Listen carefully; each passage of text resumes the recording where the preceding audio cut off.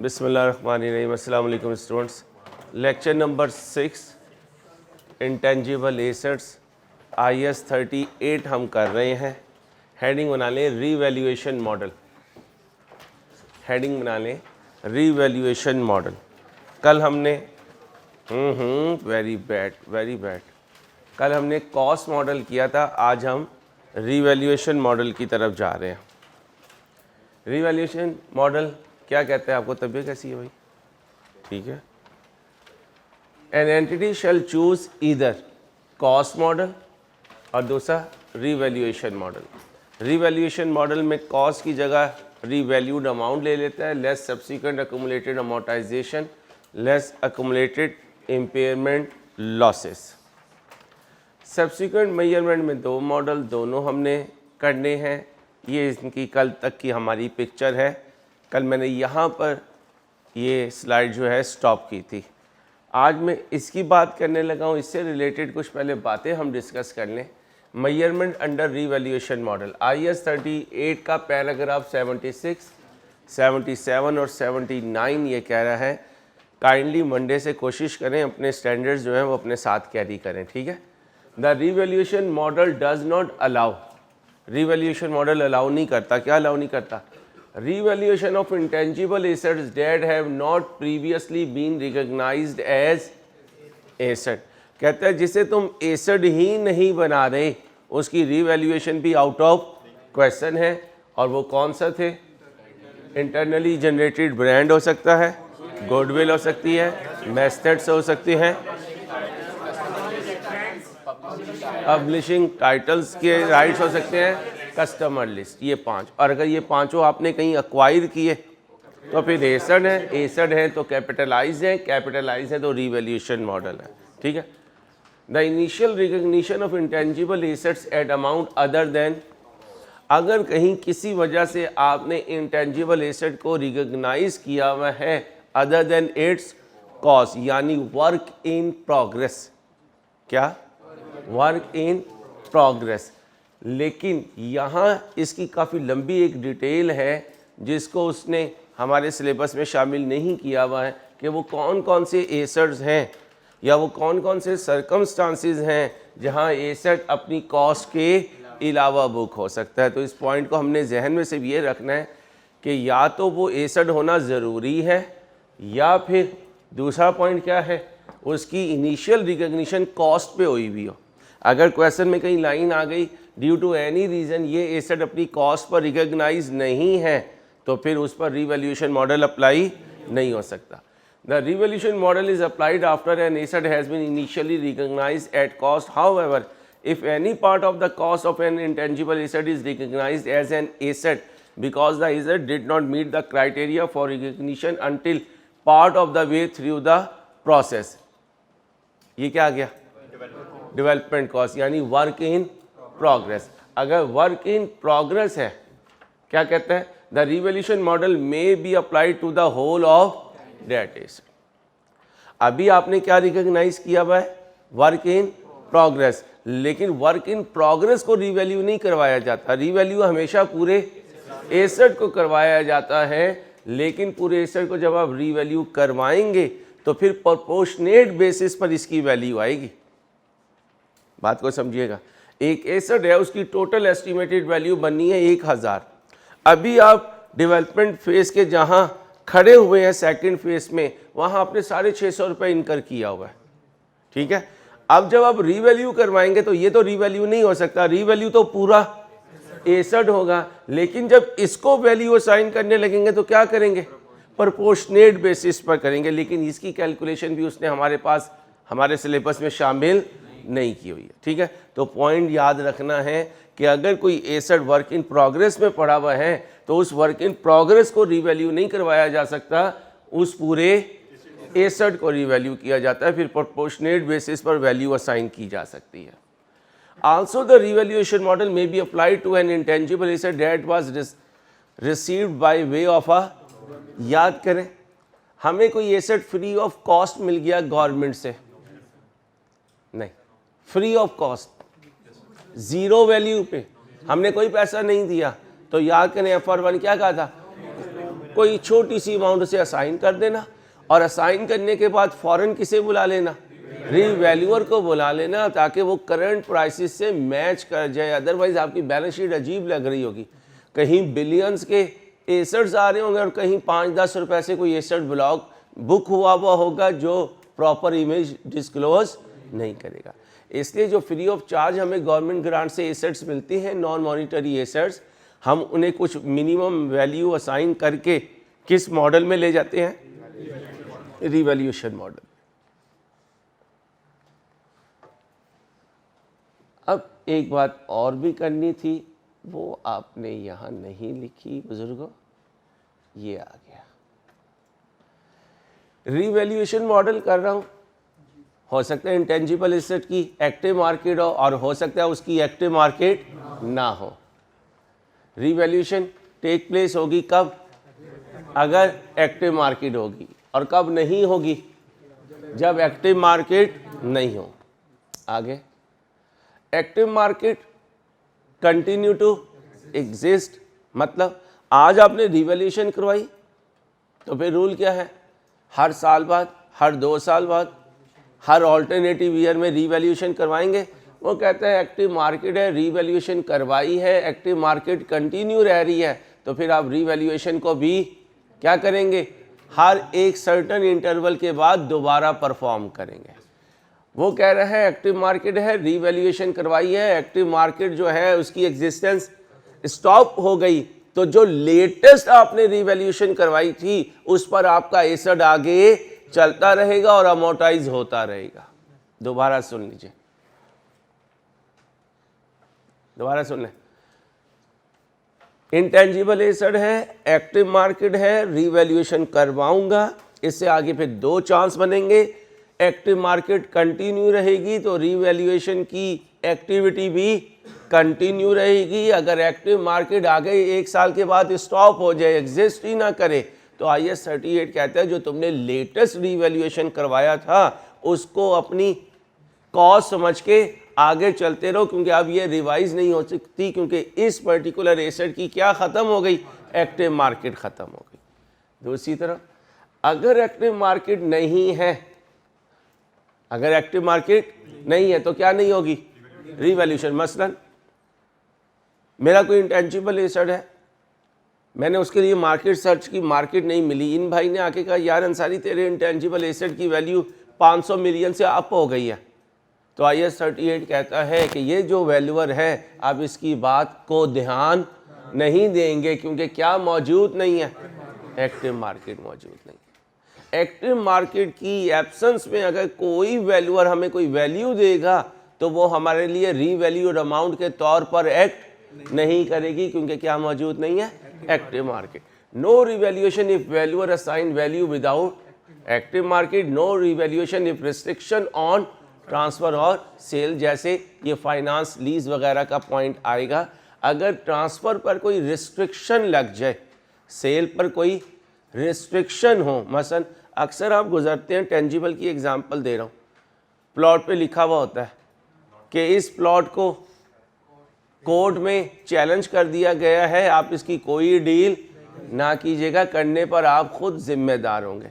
ऐसी कोई लाइसेंस है और उस लाइसेंस की लाइफ आपके लिए एक्सपायर्ड हो चुकी है, लेकिन फिर भी आप उस पेटेंट को यूज़ कर रहे हैं किसी आइटम को प्रोड्यूस करने में, तो फिर पॉइंट क्या है कि आप इस पर्टिकुलर पॉइंट को ना यूज़ कर सकते हैं ना इसको सेल कर सकते हैं, क्योंकि आपका उस पर राइट क्या हो चुका है, ख़त्म हो चुका है। अगर ऐसी कोई कंडीशन आ जाए तो फिर भी रीवैल्यूएशन नहीं होगी।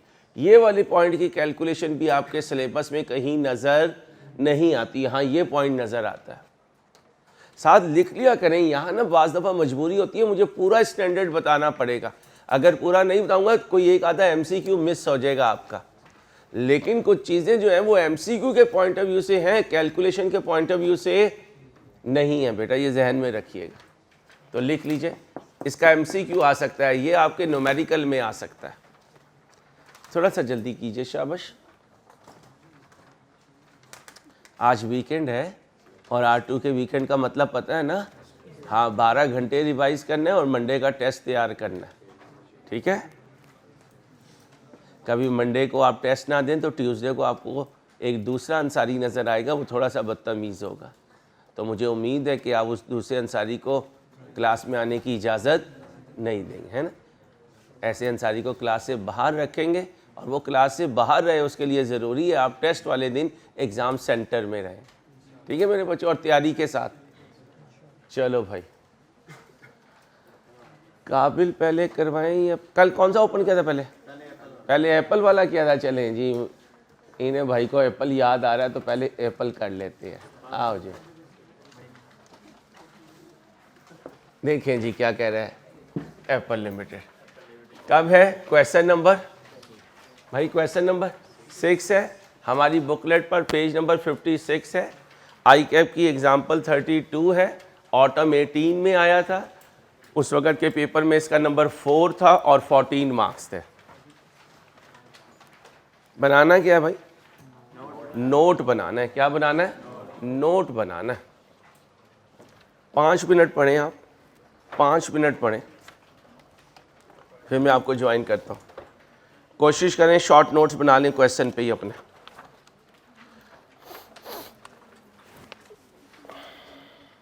बातें नहीं बची हो।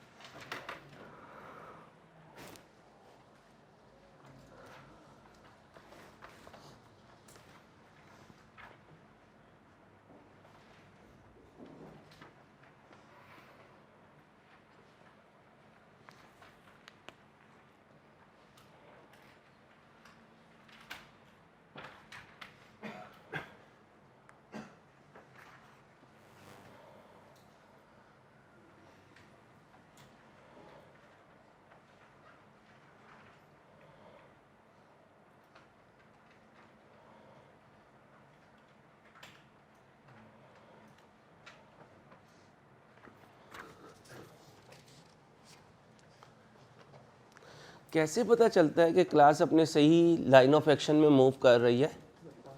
जब पास पेपर सॉल्व हो रहे हों, जब आई कैप के एमसीक्यूज़ हमारी डिस्कशन से सॉल्व हो रहे हों, ये दोनों सिग्नल हैं कि आपकी तैयारी सही चल रही है। इसलिए आज वीकेंड है, इंशाल्लाह मैक्सिमम एमसीक्यूज़ आज आपने सॉल्व करने हैं। सिर्फ वेबसाइट से रिलेटेड एमसीक्यू आज सॉल्व नहीं होंगे क्योंकि वो मंडे का हमारा टॉपिक है। उसके अलावा सारे स्टैंडर्ड का जितना मटीरियल हमारे सिलेबस में है वो 23 एमसीक्यूज़ हैं, 3-4 छोड़ के बाकी सारे आपने आज ट्राई करने, ठीक है, ताकि मंडे के टेस्ट में जब एमसीक्यूज़ आएँ तो आप परेशान ना हो। शुरू करो। Apple limited is in the process of finalising its consolidated financial statement. Consolidated financial statement का मतलब है इसकी कोई सब्सिडरी भी है, इसका कोई एसोसिएट भी है। सब्सिडरी क्या होती है, एसोसिएट क्या होता है, ये कंसोलिडेशन में सिखाऊंगा। अभी ये समझें कि पेरेंट कंपनी के जो पार्ट्स हैं जो उसने एक्वायर किए हुए उन्हें सब्सिडरी और एसोसिएट कहते हैं। जब किसी कंपनी के आगे सब पार्ट्स भी होते हैं, उसकी ऑनरशिप में और कंपनीज भी होती हैं, तो सेपरेट अकाउंट्स भी बनते हैं और सबके जॉइंट अकाउंट्स भी बनते हैं। जॉइंट अकाउंट्स को बिज़नेस की दुनिया में, सीए की दुनिया में क्या कहते हैं?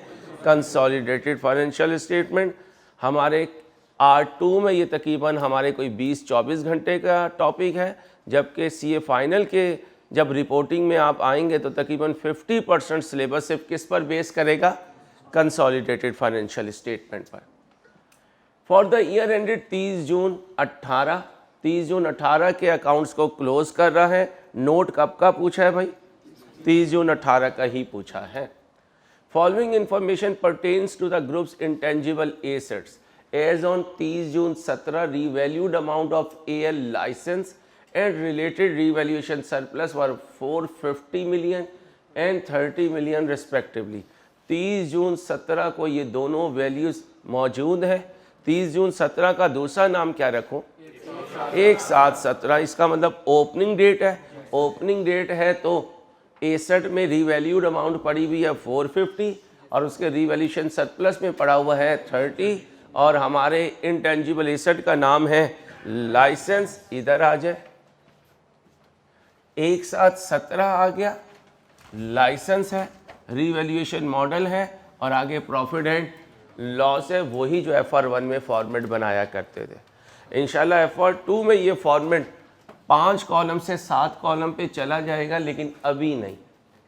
यही मॉडल होगा रीवैल्यूएशन मॉडल। आगे चल के जब अप्लाई करूँगा तो ये 5 से कहाँ चला जाएगा, 7 पे। ठीक है, वो उस वक्त देखेंगे जब डेफर्ड टैक्सेशन में हम इसे लेकर चल रहे होंगे। जी भाई, लाइसेंस की रीवैल्यूड अमाउंट कितनी है, 450 और रीवैल्यूएशन सरप्लस कितने पे खड़ा हुआ है, 30 पर खड़ा हुआ है।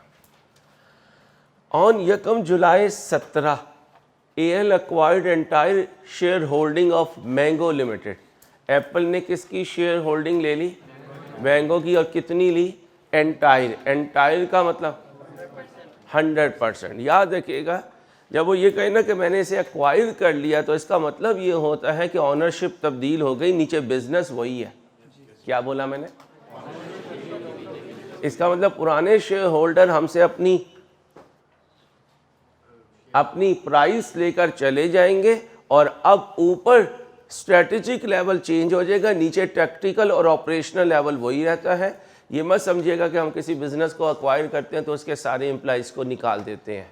हाँ, अगर कोई हमारे सिस्टम में फॉल ना कर रहा हो उसको रिडंडेंट कर दिया जाता है। क्या कर दिया जाता है, रिडंडेंट। जी भाई, यकम जुलाई 17 यानी साल का पहला दिन है।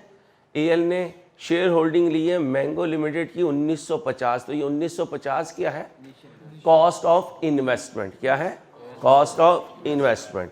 अब इस 1950 में मैंने क्या ख़रीदा होगा, उसके टेंजिबल एसेट, उसके इंटेंजिबल एसेट और कुछ गुडविल के लिए पे किया होगा। Fair value of net assets appearing in ML book. Acquirer कौन है, AL। एक्वायरी कौन है, ML। एक्वायरर कौन है, AL। एक्वायरी कौन है, ML। तो फिर एसेट्स इस वक्त किसकी बुक्स में होंगे जब एक्वायर किया जा रहा है, ML की बुक्स में। और जो बुक्स में होंगे वो WDV पर होंगे। वो किस पर होंगे, या रीवैल्यूड अमाउंट पर होंगे। और कल मैंने बताया था जब एक्वायर करने लगे तो किसी वक्त पे एक पार्टी या दूसरी पार्टी इंसिस्ट करती है कि भाई एक्विजिशन से पहले एसेट्स को रीवैल्यू करवा लो, यानी फेयर वैल्यू पे ले जाओ।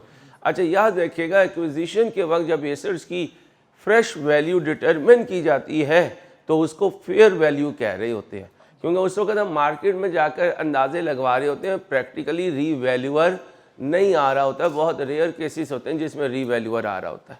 आगे चलें, on acquisition date are given below. क्या था जब हमने एक्वायर किया, सॉफ्टवेयर 100 मिलियन का ईच है तो 2 है, तो ए कितने का हुआ, 100 का। ए कितने का हुआ, और बिजनेस कॉम्बिनेशन में हम कितने लेकर आए, 2। अदर नेट एसेट्स का मतलब है कि ये टेंजिबल एसेट्स हैं, लिख लें। अदर नेट एसेट्स बोले तो ये टेंजिबल नेट एसेट्स होते हैं, यानी लायबिलिटीज माइनस करने के बाद।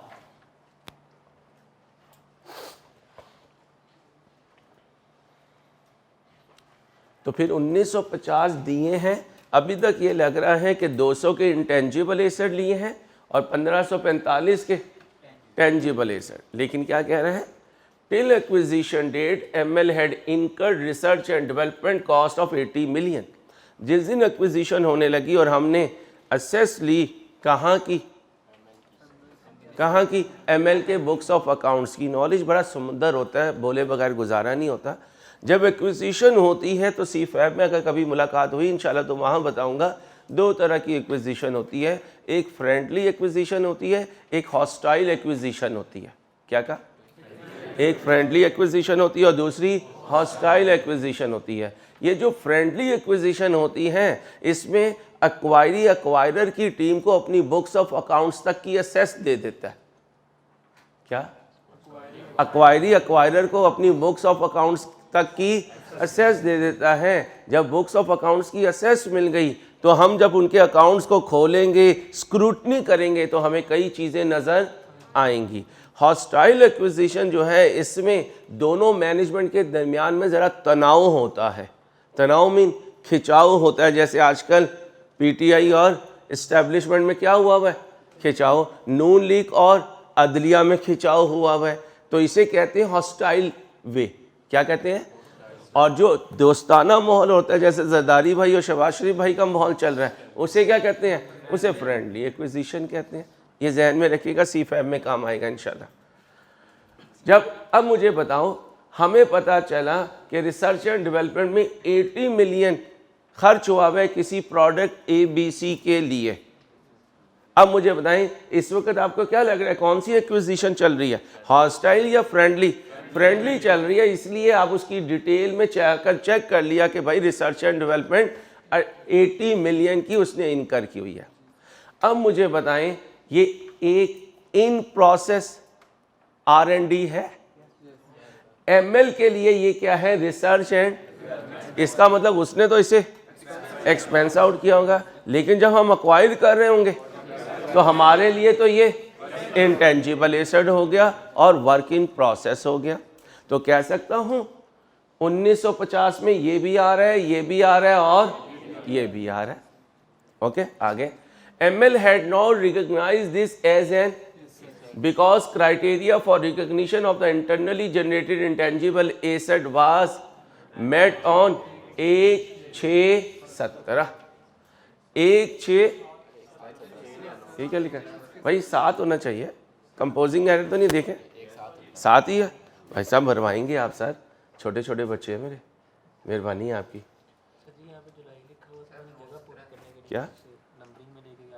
अच्छा, कोई बात नहीं भाई साहब, रोज़ों में हो जाता है, टेंशन कोई नहीं है। अभी तो आखिरी अशर में पता नहीं क्या क्या होगा। सुने भाई, एक साथ इंसान बनो, यादों में उस बेचारे को तुम छेड़ते रहते हो। 1/7/17 को क्राइटेरिया मीट हुआ, तो 1/7/17 को तो हम अक्वायर कर रहे हैं, इसका मतलब 30/6/17 तक क्राइटेरिया मीट नहीं हुआ। तो क्राइटेरिया मीट हुआ 1/7/17 को, लेकिन जब तक ये चीज़ें बिक चुकी थी। अब मेरे दोस्तों, हमारे लिए तो ये परचेज इन प्रोसेस R&D हो गया, तो हमारे लिए ये एक एसेट है और इस कीमत में आया है। कहाँ गई कीमत? इस कीमत में आया है। अब इस कीमत में ये भी आया है, ये भी आया है और कहाँ गया? ये भी आया है। फिर भी अगर कीमत ज़्यादा हुई तो फिर साथ गुडविल आई है, फिर वो गुडविल परचेज गुडविल है, और अगर परचेज गुडविल है तो कैपिटलाइज होगी। आगे चले। On this date AL estimated that the fair value of research and development work on ABC was.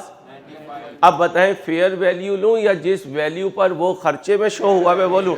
Fair value. ये लिख लीजिए, एक्विजिशन पर हमेशा फेयर वैल्यू लेंगे, और अगर फेयर वैल्यू ना हुई तो WDV कंसिडर करेंगे। क्या कहा? एक्विजिशन पर क्या लेंगे? फेयर वैल्यू लेंगे। और अगर क्वेश्चन साइलेंट हुआ तो WDV ही फेयर वैल्यू बनेगी।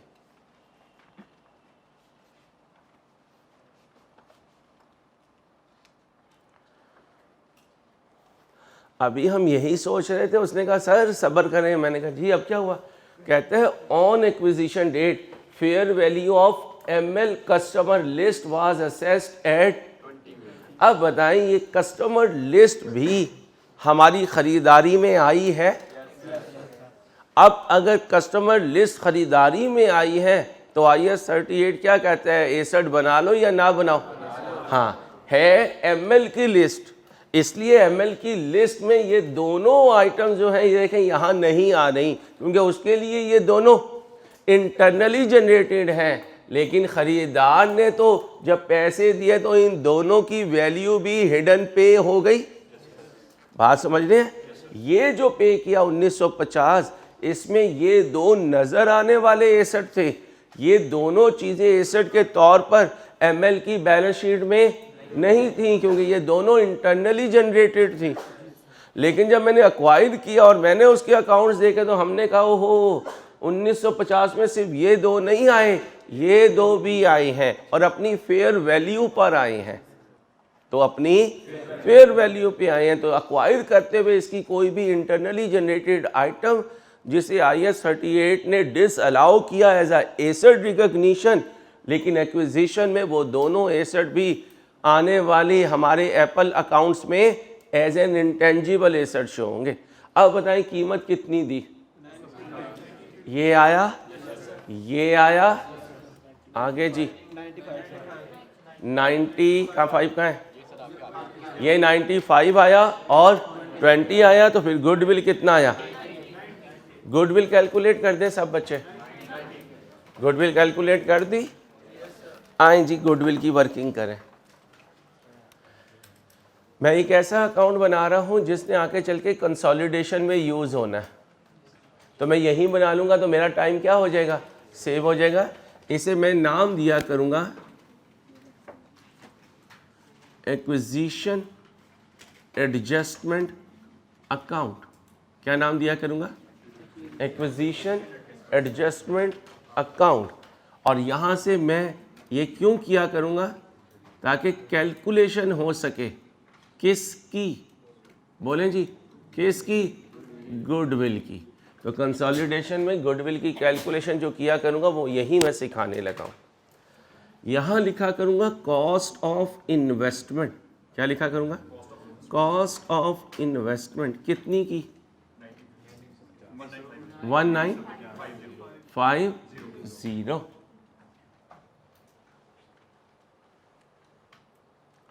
और यहाँ लिखा करूँगा जो जो एसेट मैंने अक्वायर किए। पहली चीज़ क्या अक्वायर की जी? सॉफ्टवेयर। कितना? 200। फिर क्या अक्वायर किया?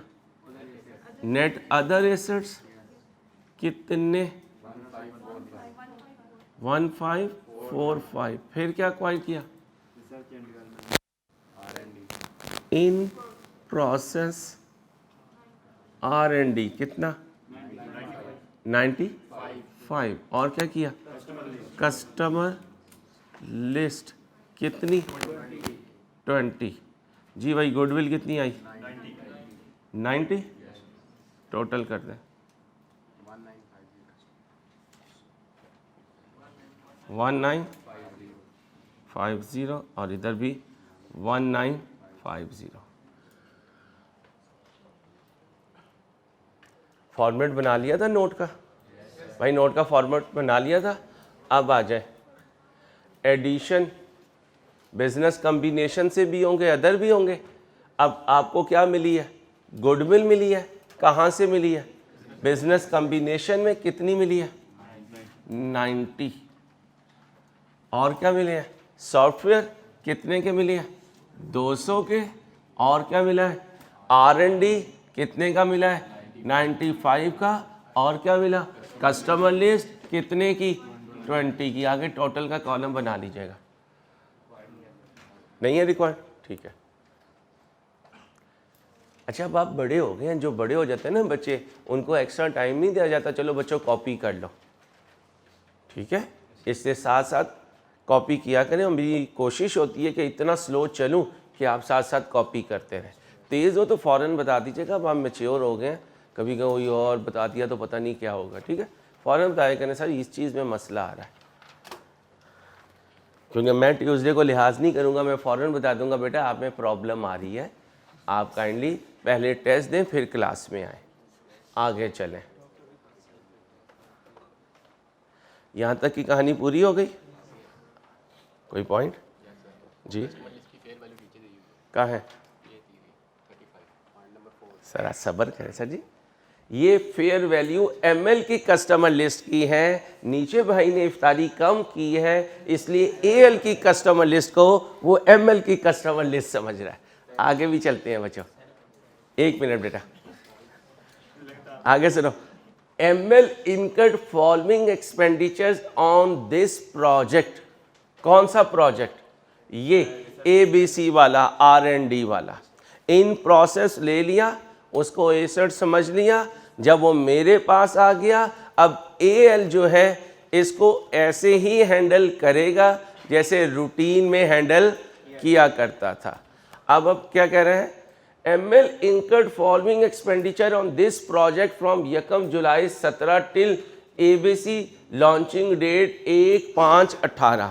अब आपके जहन में आएगा सर अंसारी बिजनेस तो AL ने अक्वायर कर लिया, अब ML क्यों इनकर कर रहा है? मैंने कल भी कहा था बिजनेस वो ही रहेगा, ऊपर मालिक चेंज हो जाएंगे। अब आप ये कहोगे नए मालिकों ने ML वाली सब्सिडरी में ये खर्चा किया। ये जहन से निकाल दें कि अक्वायर हो गया तो बिजनेस खत्म हो गया। भाई ये नहीं होता। उसके एसेट मार्केट में बेचने के लिए थोड़ी उस बिजनेस को अक्वायर किया है। ये गुडविल जो मैंने खरीदी है, ये हमेशा याद रखना बिजनेस को कंटिन्यू करने के लिए खरीदी जाती है, वरना इस वैल्यू पे तो वो भी जाके मार्केट में बेच सकता था। हम पागल हैं कि किसी का बर्डन उठाए और मार्केट में बेचे। तो ये बात ध्यान में रखिएगा, ML इनकर्ड का मतलब बिजनेस ML ही रन हो रहा है, ऊपर मालकान चेंज हो चुके। ML ने इनकर किए ये एक्सपेंडिचर कब से? 1/7/17 यानी हमारे अकाउंटिंग ईयर में। और कब तक किए? 1/5/18 तक। 1/5/18 क्या है? लॉन्चिंग डेट है। और मेरा ईयर एंड कब है? 30/18। तो फिर 5 और 6 महीना 2 महीने हुए। इन 2 महीनों में ये कमर्शियली अवेलेबल हो चुका। कमर्शियली अवेलेबल हो चुका तो अमोर्टाइज के लिए क्वालिफाई भी कर चुका। तो अमोर्टाइजेशन कितने महीनों की होगी? 2 महीनों की होगी। अब याद करें, ये है वो खर्चे जो हमने हमारे अकाउंटिंग पीरियड में किए और इन प्रोसेस R&D पर किए। इन प्रोसेस R&D जब खरीदा तो वो तो कैपिटलाइज कर लिया, लेकिन जब वो एक दफ़ा R&D आकर इधर रखा गया तो उसे हमने कहा भाई अब जो तेरे लाडलापन था वो तेरा ख़त्म हो गया, अब हम तुझे ऐसे ही डील करेंगे जैसे IS 38 में डील करते हैं। ईमानदारी से देखें ज़रा, आप अगर डिसाइड करें तो कौन कौन सी आइटम्स को कैपिटलाइज करेंगे। मैंने पूछा नहीं है, मैंने कहा देखें, देखकर टिक करें।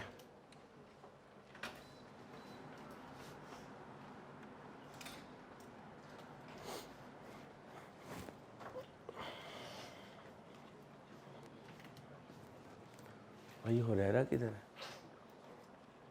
हुरैरा छुट्टी नहीं करनी है, वरना तुझे पता है मेरी हुरैरा, मेरी जान, वैसे भी तू बॉडी बिल्डर है, तूने अपना ध्यान रखना है खुद ही।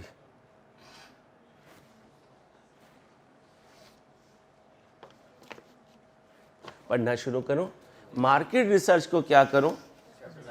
ओए होए होए नदीम भाई, आप एप्पल और मैंगो में गुम हो गए मेरे बच्चे। स्ट्रॉबेरी भी बहुत आई हुई है आजकल मार्केट में, वो अलहदाबाद है, महंगी है हमारे जैसों के लिए। तो भाई मार्केट रिसर्च क्या है? एक्सपेंस है भाई। ठीक है भाईजान, तो नदीम भाई पे नहीं जाना जी। क्राइटेरिया मीट हो गया तो क्राइटेरिया मीट होने के बाद थोड़ी ये इनकर हो रहे हैं। वो क्या कह रहे हैं, पढ़े, ML incurred following expenditure on this project from 1 July 17। 1 July 17 से ये खर्चे हुए। तो फिर जो R रिसर्च में जा रहा होगा वो एक्सपेंस है, जो डेवलपमेंट में जा रहा होगा वो कैपिटलाइज होगा। क्लियर भाई? आगे सुने, प्रोडक्ट डिजाइन, डिजाइनिंग कॉस्ट, ये कैपिटलाइज करेंगे। कॉस्ट ऑफ पायलट प्लांट, अच्छा लड़ने की जरूरत नहीं है एक दूसरे से, ओए मैं तुझे देख लूंगा। भाई देखना क्या है, पिछली बुक के पेजेस पे चले जाओ, डेवलपमेंट की एग्जांपल्स में जाओ। एक मिनट भाईजान, जरा सबको जाने देना, उनके पास चिंची है भाई, आपके पास तो मर्सिडीज है ना। 2 फॉर्मेट बनाए हुए थे ना, 2 जी। अब पढ़ें जरा, pilot plant, pilot project run करता हूं तो ये कहाँ जा रहा है? देखें किस ब्लॉक में है? डेवलपमेंट में है। तो क्या करूंगा? बोलो, कैपिटलाइज करूंगा। अब सुनो, रिफाइनमेंट ऑफ प्रोडक्ट और कमर्शियल प्रोडक्शन। अब मुझे बताएं किस डेट से कैपिटलाइजेशन होना रुक जाएगी? 1/5/18 से। किस डेट से अमोर्टाइजेशन शुरू हो जाएगी? तो फिर वर्केबल लोकेशन और कंडीशन में कब आएगा? 1/5/18 को। तो तो फिर ये मुझे बताएं रिफाइनमेंट ऑफ प्रोडक्ट बिफोर, इसका मतलब ये 1/5/18 से पहले है, और प्रोडक्ट की रिफाइनमेंट के लिए मीन उसे वर्केबल कंडीशन या सेलेबल कंडीशन में लाने के लिए, किस में लाने के लिए, और कब है, कमर्शियल प्रोडक्शन से पहले है, तो इसका मतलब ये वर्केबल लोकेशन कंडीशन में आने से पहले का खर्चा है, तो इसे क्या करूंगा, कैपिटलाइज। अगर ये कमर्शियल प्रोडक्शन के स्टार्ट होने के बाद होता तो फिर एक्सपेंस आउट करते, क्योंकि once the asset is available in its workable location and condition, whatever has been incurred on this particular asset will never be capitalised. हाँ, अगर 5 नतीजों में से एक नतीजा आ जाता तो फिर हम कहते हैं कि कमर्शियल प्रोडक्शन शुरू हो भी चुकी है, फिर भी इस खर्चे को कैपिटलाइज कर दो। ओके, ट्रेनिंग भाई, ट्रेनिंग हमेशा एक्सपेंस होगा, टेस्टिंग कॉस्ट कैपिटलाइज होगा, production and launching of product, launching, advertisement, promotional cost, ये कभी भी एक्सपेंस आउट होगी, कभी कैपिटलाइज। 1 2 3 4 ये है कॉस्ट जो कैपिटलाइज होनी है, बना दीजिए। ये टोटल है भाई, इसे ना कुछ कर देना भाई, कैलकुलेटर ले लो मेरी जान, मैं ज़रा कमज़ोर दिल का मालिक हूँ, है मेरे बच्चों, ज़रा कमज़ोर दिल के मालिक के साथ भी चलना पड़ता है जी। कितना आया? अब ये 70 क्या है, एसेट है, एक्सपेंस है, एसेट है। अब आ जाए, एडिशन आएगा, किस हेड में आएगा, रिसर्च एंड डेवलपमेंट में कितना हो गया, 70 हो गया। मुश्किल नहीं है R2, ईमानदारी से बता रहा हूँ आपको, R2 मुश्किल नहीं है, R2 FR1 से आसान है। ये हर मार्केट का टीचर आपको कहेगा, मैं ही नहीं कह रहा हूँ, हर मार्केट का टीचर आपको कहेगा जो FR1 इंट्रो और FR2 तीनों पढ़ा रहा हो और ऊपर CFAP पढ़ा रहा हो। CFAP R2 से भी आसान है, बस 3 चीज़ें तुम्हारी पॉकेट में हो, इंट्रो पूरा पॉकेट में हो, R1 पॉकेट में हो और R2 पॉकेट में हो। ठीक है, आगे सुने, किसी ने पूछा नहीं, आगे चले जी भाई। एज ऑन 1 जुलाई 17, मेरे अकाउंटिंग ईयर का पहला दिन, the fair value of AL own customer list was assessed at 35 million. Own का मतलब इंटरनली जनरेटेड, और IAS 38 ने प्रोहिबिट कर दिया हुआ है कि इंटरनली जनरेटेड कस्टमर लिस्ट को कैपिटलाइज नहीं करना, तो इसे क्या करना है, इग्नोर करना है। इसे क्या करना है, इग्नोर करना है। आगे, as on 1 July 17 remaining useful life of all intangible assets except goodwill was, इसका मतलब यूजफुल लाइफ कितनी है, 10 साल है। आगे, ऑन 31 मार्च 18, मेरा अकाउंटिंग ईयर है भाई, मेरा अकाउंटिंग ईयर है। ML sold one of its software for 100, ये 110 क्या है, सेल प्रोसीड्स, क्या है, सेल प्रोसीड्स है। अब मेरे दोस्तों, सॉफ्टवेयर बिक रहा है भाई, सॉफ्टवेयर बिक रहा है, और रीवैल्यू कौन हुआ हुआ है, वो तो लाइसेंस हुआ हुआ है। नीचे चलते हैं, group follow the revaluation model for licence whereas cost model is use for, इसका मतलब जो सॉफ्टवेयर सेल हुआ वो कॉस्ट मॉडल पे था। कॉस्ट मॉडल पे जो चीज़ होती है, जब वो बिजनेस से आउट होती है तो अपनी कॉस्ट पर होती है। दोबारा पढ़ते हैं, ML सोल्ड, भाई ये कैसी बंद कर दो, ML सोल्ड 1 सॉफ्टवेयर, कितने सॉफ्टवेयर थे, 2, कितने पे थे, 200 पे, कितने चले गए, 1 चला गया, ट्रांसफर नहीं आएगा, रिवैल्यूएशन नहीं आएगा, डिस्पोजल आएगा, कितने से, 100 से, बाकी बचेगा 100, बाकी बचेगा 100। यहाँ तक कोई इशू हो, आगे चल सकता हूँ।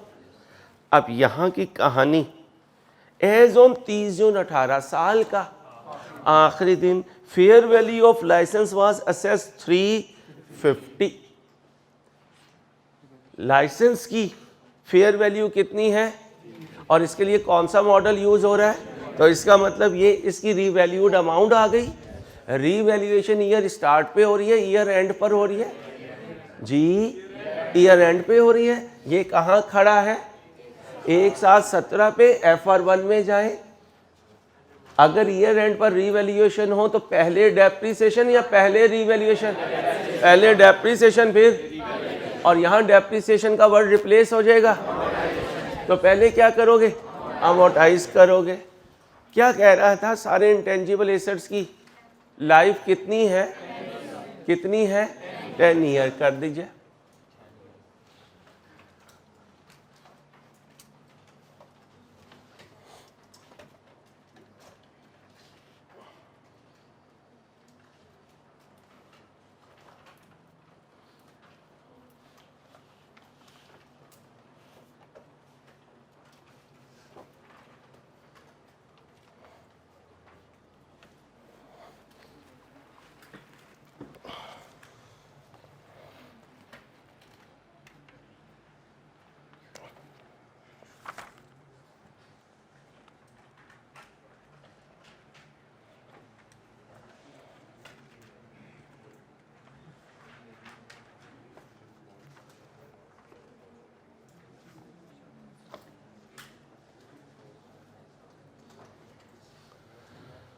जी भाई, एक बात ध्यान में रखें, ये देखें, एक साथ 17 को क्या वर्ड लिखा हुआ है?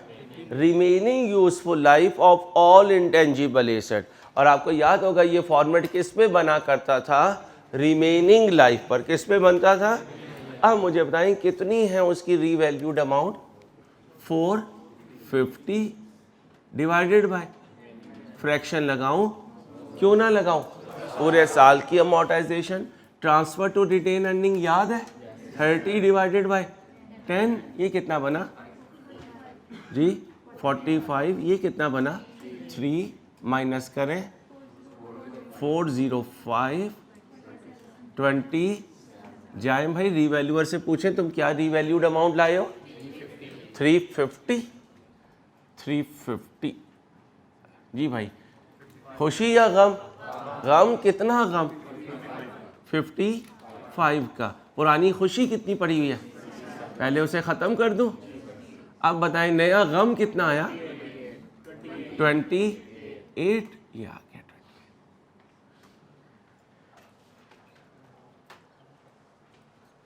दिल को खुशी तो होती होगी, ओए बातें पुरानी चल रही है, इंशाल्लाह हो ही जाएगा। ऐसी डरे हुए तो यार R2 तो बहुत मुश्किल है। R2 मुश्किल उनके लिए जो रोज़ का काम रोज़ ना करें, उनके लिए मुश्किल है। जो पूरा सिलेबस पढ़ के जाते हैं उनके लिए मुश्किल नहीं है, बिल्कुल भी नहीं है मुश्किल, अल्लाह के फजल से। चलो भाई आ जाए, अब इधर आ जाओ। रीवैल्यूएशन किसकी हो रही है? लाइसेंस की। इसका ओपनिंग बैलेंस कितना था? 450। और इसकी अकोमुलेटेड अमोर्टाइजेशन का ओपनिंग बैलेंस कितना था? क्यों 0? क्योंकि ईयर एंड पे है, और ईयर एंड पे जब भी होता है अकोमुलेटेड डेप्रिसिएशन का बैलेंस CD 0 होता है, तो ये 0 आएगा। ठीक है। अब मुझे बताएं बिजनेस कॉम्बिनेशन में लाइसेंस आया? आपने लाइसेंस खरीदा? नहीं खरीदा, दोनों चीजें नहीं है।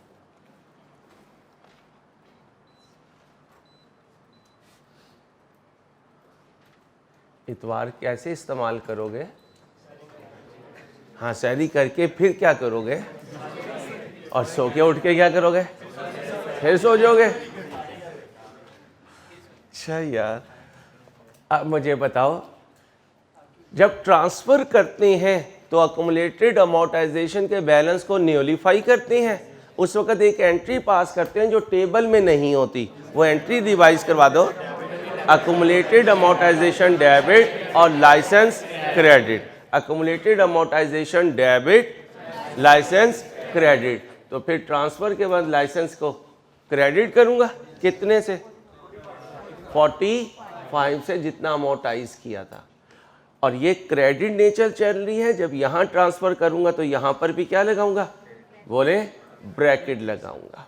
आगे रीवैल्यूएशन में अपवर्ड हुआ, डाउनवर्ड हुआ?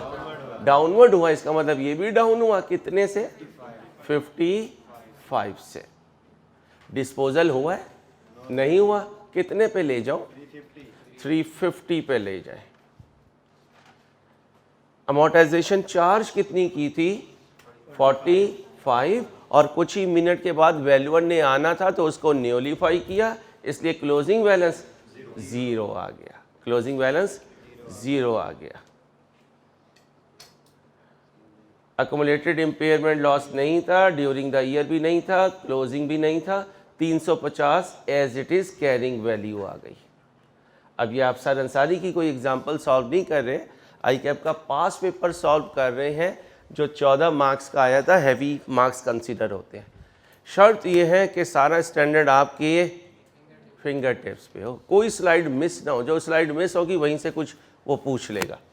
सॉफ्टवेयर पे चले, 2 आए 1 चला गया, तो कह सकता हूँ डेप्री अमोर्टाइजेशन ऑन ओपनिंग एसेट नहीं होगा।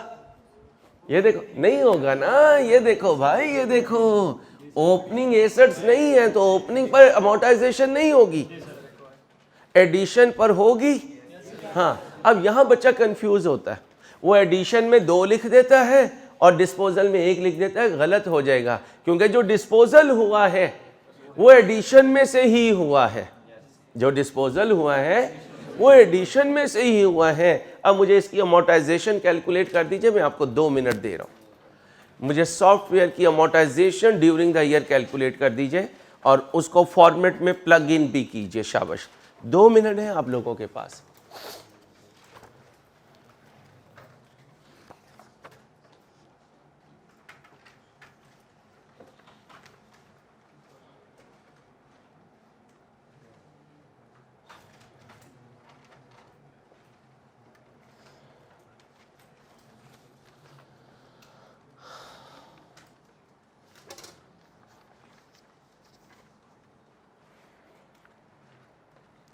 अच्छा, अगर हम कोई क्वेश्चन शुरू करें और वो क्वेश्चन जब क्लास ख़त्म हो तो कोई 20-1 मिनट का रहता हो, तो क्या उसे अगले दिन आकर दोबारा पूरा बोर्ड बनाकर दोबारा से शुरू करें?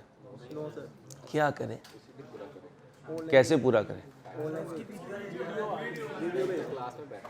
ठीक है, ठीक है, यानी 10-15 मिनट की कोई वीडियो आ जाए तो कोई गो अंसारी गो नहीं होगा, क्योंकि उससे फिर अगले पूरे 2 घंटे अगले दिन के बच जाएंगे और वो वही काम होता है जो ऑलरेडी हम डिस्कस कर चुके होते हैं, सिर्फ पोस्टिंग कर रहे होते हैं और सम टाइम पोस्टिंग में टाइम ख़त्म हो जाता है।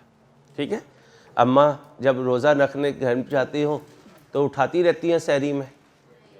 लो नहीं, हमारी अम्मा इस बुढ़ापे में हमें उठाया करती थी, अम्मा नहीं उठाती, लेकिन फिर टाइम ख़त्म हो जाता है सहरी का, फिर वो क्या कहती हैं, अब ना खाई। आप क्या कहते हो? माफ़ी है, स्टूडेंट पैकेज है। अल्लाह ने कहा है स्टूडेंट लेट भी खाए तो कोई मसला। जैसे बचपन में हम करते थे, अजानें हो रही हैं, लेट उठे हैं, उसे अजानों के बाद हमने एक नया फतवा निकाला हुआ था, अजान के बाद 5 मिनट होते हैं। आप यकीन करो, पता नहीं कितनी उम्र जो है ना, अजान के बाद 5 मिनट तक खाते रहते थे, बोलते रहते थे अब्बा जी बेचारे, लेकिन सुनते ही नहीं थे हम। वो तो जब बड़े हुए तो फिर पता चला कि भाई अजान शुरू हुई है सहरी का टाइम ख़त्म होने के बाद। हाँ, ये हमारी मस्जिद। एक दफ़ा मैं इत्तिकाफ़ में बैठा था, समनाबाद हम रहते थे, ये बच्चे ने जैसी बात की उसमें मैं बताता हूँ। तो एक दोस्त ने कहा कि यार मैंने ना पाए बनवा के लेकर आने, सर्दियों के रोज़े थे।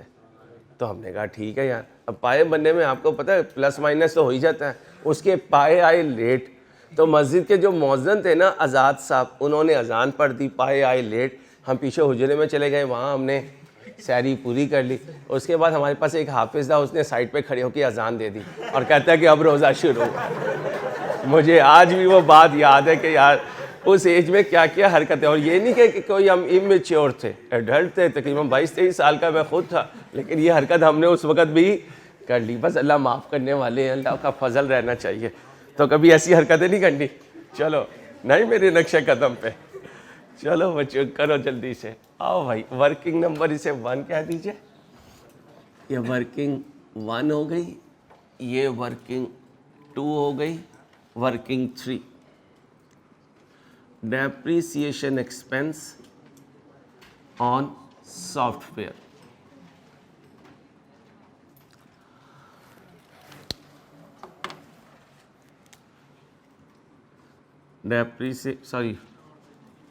कभी लिख दो तो कटिंग ना करना भाई, पेपर में लिख दो तो कटिंग ना करना, चलेगा। amortization on opening assets। Ahmad भाई अच्छे वाले मार्कर ले आया, मार्कर फैलना शुरू हो गया, नील हो गया। amortization on, बेटा बातें नहीं प्लीज, ऑन एडिशन। अब मैं एडिशन में 100 ही रखूंगा, 100 को कहाँ ले जाऊंगा, डिस्पोजल में। 100 कहाँ रखूंगा, एडिशन में, और 100 डिस्पोजल में। लाइफ कितनी है, 10। फ्रैक्शन लगाऊं, क्यों ना लगाऊं, पहले दिन अक्वायर किया तो कितना आ गया, 10 आ गया। अब ले लें अमोर्टाइजेशन ऑन डिस्पोजल, कितना आया, 100 ओवर 10। देखें जी कब बेच दिया, तो कितने महीने इस्तेमाल हुआ, 9/12 बोले, 7 पॉइंट जमा कर दें, 17 पॉइंट, ये क्या है, फॉर द ईयर। अब इधर आ जाए, ओपनिंग कितना है, अमोर्टाइजेशन फॉर द ईयर 17.5। इसलिए कि अगर यहाँ 2 लिखूंगा तो उसी में से तो एक डिस्पोज ऑफ हो गया। अगर यहाँ 2 लिखने 2 लिख लें, लेकिन फिर एक को पूरे साल अमोर्टाइज करें, दूसरे को 9 मंथ, और फिर डिस्पोजल में कुछ नहीं लिखना। अगर यहाँ भी लिखा यहाँ भी लिखा तो मैंने एक वाला जो एक एसेट है उसको 2 दफ़ा डेप्रिशिएट कर दिया, एडिशन में भी कर दिया और डिस्पोजल में भी कर दिया, इसलिए नहीं किया। जी भाई ट्रांसफ़र तो कुछ नहीं होगा।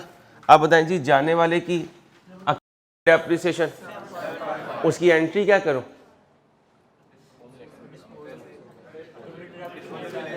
अक्यूमुलेटेड डेप्रिसिएशन डेबिट डिस्पोजल, क्योंकि हो सकता है किसी क्वेश्चन में कहते हैं यार उस पर गेन लॉस भी कैलकुलेट करके दो, ठीक है। एंट्रीज याद रखें। ट्रांसफर की क्या एंट्री होती है, accumulated depreciation debit asset credit, और जो डिस्पोजल में आउट करते हैं उसकी entry accumulated depreciation debit disposal. अब जब मैं टेस्ट में ये दोनों चीज़ें दूंगा तो गलती लगेगी, इसलिए एंट्रीज को बोलें और उसी तरह बोलें जैसे इंट्रो में बोला करते थे। आपने अपने आप को पता है क्या समझना शुरू कर दिया, हम सीनियर्स हैं, हम बाबे हो गए हैं। वो तो हूँ, लेकिन तुम भी उसी कैटेगरी में ना हो, इसलिए एंट्री को क्या किया करो, बोला करो भाई। बिल्कुल इंट्रो के बच्चों की तरह, जैसे वो शुरू के दिनों में आके एंट्री बोला करते थे, वो क्या तुम ही थे। हाँ चलो बाबू बोलो जी, डिस्पोजल कितनी की, 7 पॉइंट, ब्रैकेट लगा दें, बाकी बचा 10। अब क्या लगा दें, ब्रैकेट 0 0 0, कितना आया 90। क्या बने जा रहा है, नोट बनता जा रहा है। क्या बनता जा रहा है, नोट बनता जा रहा है, without ledger without journal entries. और याद करें FR1 में यही करते थे, पहले एंट्रीज करते थे, फिर लेजर बनाते थे, फिर लेजर से पोस्टिंग करते थे, फिर एक तारीखी जुमला आया करता था, नोट तो कुछ भी नहीं, लेजर की समरी है। फिर हमने कहा अगर पेपर में हम एंट्रीज और लेजर बना के चलेंगे तो पेपर में नोट नहीं बनेगा। फिर डायरेक्ट नोट बनाना शुरू किया, तो FR2 में भी हम डायरेक्ट नोट बना रहे हैं। अब कौन आ गया, R&D करें जी, R&D आप करें, 2 मिनट दे रहा हूँ, फिल करने की कोशिश करें R&D को।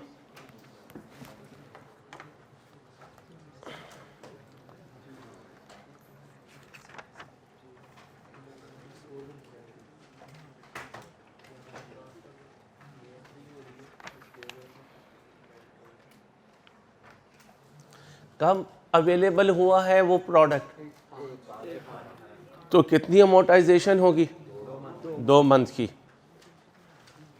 टोटल R&D बना कितना है, वो उधर लिखा हुआ होगा भाई, 70, और ये 95 भी तो है बुजुर्गो जी। टोटल कितना बना, 165। इधर आए, ट्रांसफर है नहीं, रीवैल्यूएशन है, ये 70 इधर लिखे, ट्रांसफर नहीं है, रीवैल्यूएशन नहीं है, डिस्पोजल नहीं है, कितना बना 165। क्योंकि ये ओपनिंग नहीं था इसलिए ये भी नहीं है। अमोर्टाइजेशन ड्यूरिंग द ईयर के लिए वर्किंग में आ जाते हैं, वर्किंग 4 कर देता हूँ। पेपर में ये सारी वर्किंग करने की ज़रूरत नहीं है, आप डायरेक्ट भी कर सकते हैं। मैंने आपको कहा था हुरैरा की ड्यूटी लगा दीजिएगा। बुजुर्गों आप याद नहीं रखते आजकल।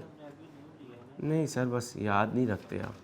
165 डिवाइडेड बाय 10 मल्टीप्लाई बाय 2/12 कितना बना जी?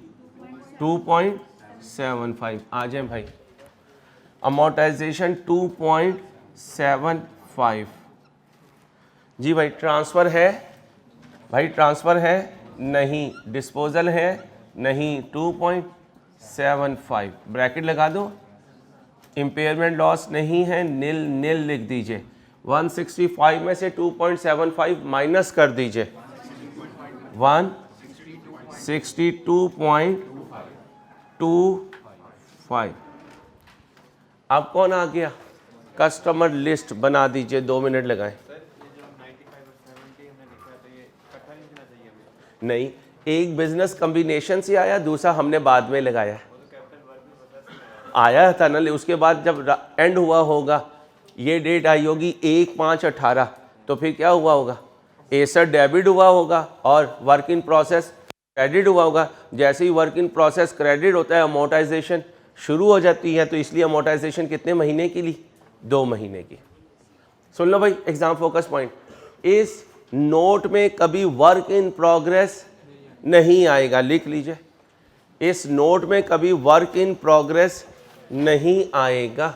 ऑल्दो वो एसेट है, लेकिन वो इंटेंजिबल के नीचे लिखा जाएगा, इंटेंजिबल्स की फिगर में नहीं आएगा। लिखने capital work in progress note का पार्ट नहीं बनेगा। क्यों? क्योंकि ये बैलेंस शीट की सेपरेट लाइन आइटम होती है। लिख लें, क्योंकि ये बैलेंस शीट की सेपरेट लाइन आइटम होती है। मुझे कस्टमर लिस्ट कर दीजिए, 2 मिनट दे रहा हूं आपको। कस्टमर लिस्ट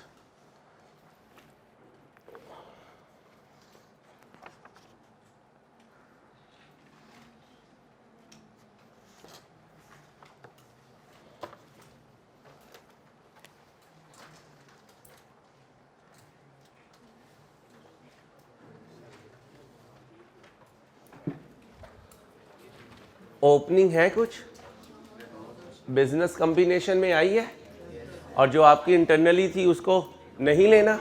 अदर में नहीं है, अदर में नहीं है, क्योंकि रीवैल्यूएशन मॉडल नहीं है तो ट्रांसफ़र भी नहीं है, रीवैल्यूएशन भी नहीं है, डिस्पोजल भी नहीं है।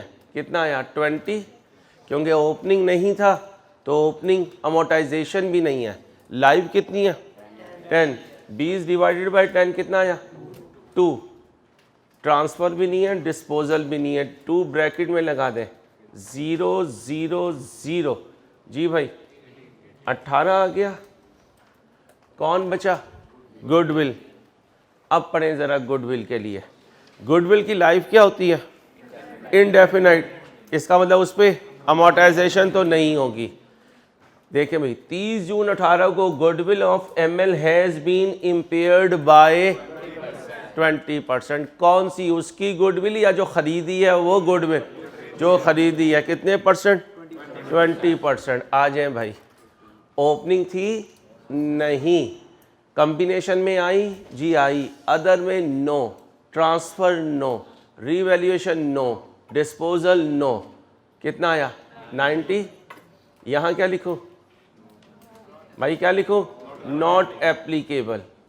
बल्कि एक ही खाना बना देते हैं नॉट एप्लीकेबल का, कि इस पर अमोर्टाइजेशन नहीं होती। Not applicable. अब बताएं जी, ओपनिंग अक्यूमुलेटेड इम्पेयरमेंट लॉस है? नहीं है। ड्यूरिंग द ईयर है? कितने परसेंट? 90 का 20 ले लीजिए, 18 आ गया। फिर यहाँ पर 18 ब्रैकेट लगा दीजिए। 90 में से 18 चले गए, 72 आ गया। अब रिक्वायरमेंट पढ़े ज़रा। Prepare a note on intangible asset बना दिया है for inclusion in AL's consolidated financial statement for the year ended 30 June 18 बना दिया है in accordance with the requirements of IFRS। IRS नहीं है भाई, ओ बुजुर्गो, IF लिख दीजिएगा, IFRS टोटल इज, याद रखना टोटल नहीं मांगना होगा तो बताएगा, साइलेंट रहेगा तो टोटल का कॉलम बनाना है, इसके मार्क्स होते हैं। तो लिख लो, अगर क्वेश्चन साइलेंट है तो नोट में टोटल का कॉलम बनाना है। फिर आप हमसे लड़ेंगे जी टीए ने पेपर नहीं सही चेक किया।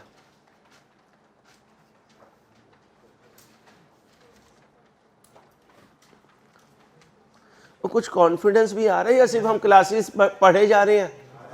हाँ, इंशाल्लाह मंडे को पता चलेगा कितना आ रहा है जी। आप सुने भाई, एक्सक्यूज मी,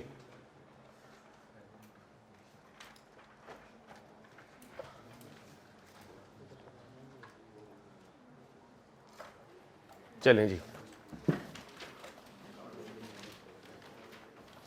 भाई, ज़्यादा शफलिंग तो नहीं करते ना? लो भाई, अल्लाह का फजल है, 1 घंटे में हमारा वो क्वेश्चन सॉल्व हो गया है। अब हमने काबिल लिमिटेड जाना है। कहाँ जाना है?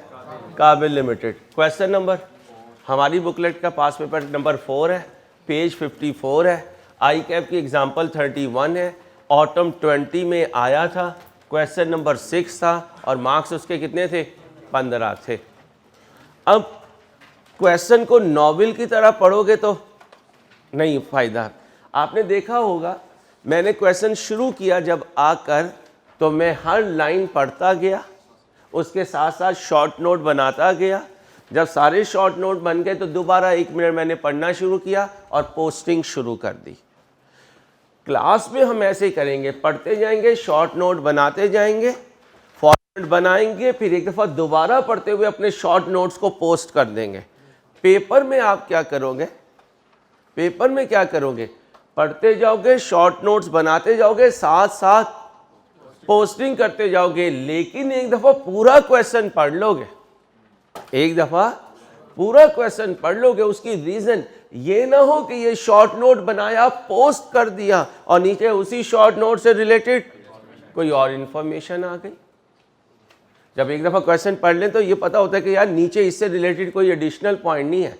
अब शॉर्ट नोट बनाओगे और साथ ही पोस्ट करोगे। अब आप मुझे बता दें आला हजरात, कितना टाइम दूँ आपको इसे सॉल्व करने के लिए? 15 मिनट। 15 मिनट में अपने शॉर्ट नोट्स बना लें, देखते हैं कौन सबसे सही बनाता है। शाबाश।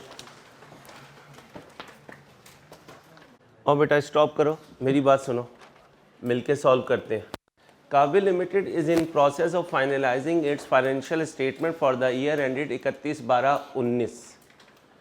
31/12/19 की फाइनेंशियल स्टेटमेंट्स फाइनल हो रही है। नोट कब का पूछा है? Prepare a note on intangible asset for inclusion in QL financial statement for the year ended 31/12/19 in accordance with the requirement of IFRS। 31/12/19 की कहानी बनानी है। क्या कह रहे हैं? Following information pertain to QL intangible assets. Intangible asset as at 31/12/18। अगर ये 31/12/18 है तो इसका मतलब 1/1/19 है। अगर ये 1/1/19 है तो ये कॉस्ट है और ये कॉस्ट का BD है, ये अकोमोलेटेड अमोर्टाइजेशन या इम्पेयरमेंट का BD है। ठीक है भाई। पहले का नाम क्या है? Product design. ओपनिंग कॉस्ट बताएं, 750। ऊपर ये सारी चीज़ें बना लीजिएगा प्लीज़। एडिशन बाद में देखता हूँ। ओपनिंग अमोर्टाइजेशन कितनी है? 75। लाइफ कितनी थी इसकी? इसका मतलब 1 साल इस्तेमाल हो गया। कितने साल? और रिमेनिंग कितने साल हैं? 9 साल। ठीक है। इसकी लाइफ कितनी है?